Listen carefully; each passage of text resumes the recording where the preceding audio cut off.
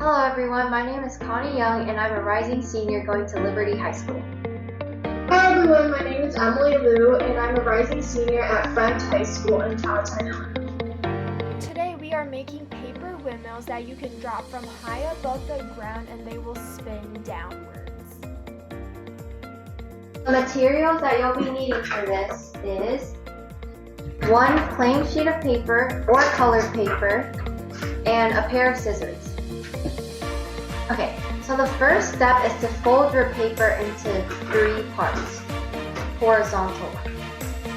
So it should look like this, with 3 parts. 1, 2, 3. Okay, now use your scissors and cut along the creases.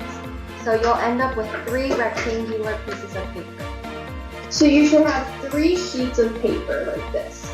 So now just grab one sheet and then fold it into 3 parts again, like the first step.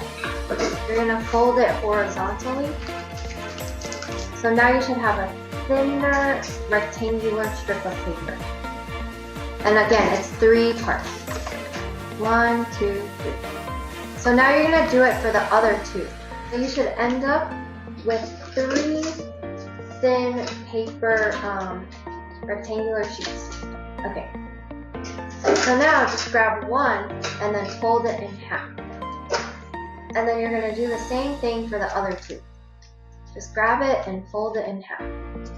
So grab one of your rectangular sheets and pretend like it's a clamp. So have the flaps going outwards and then grab another rectangular piece and then have the flaps at the bottom.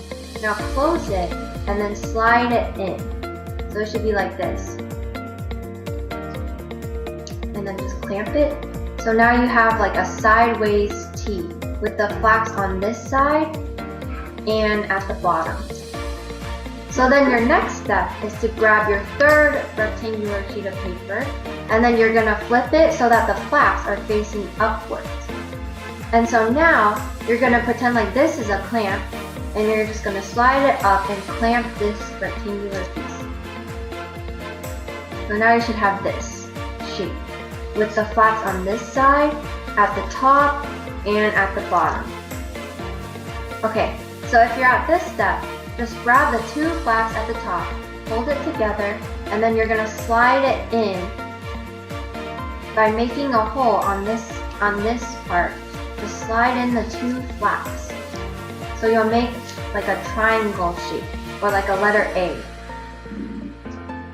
So the last step is to tighten it. So if you have an inward curve, you know that you tighten it enough. So now we're going to show you what it's supposed to look like when it spins.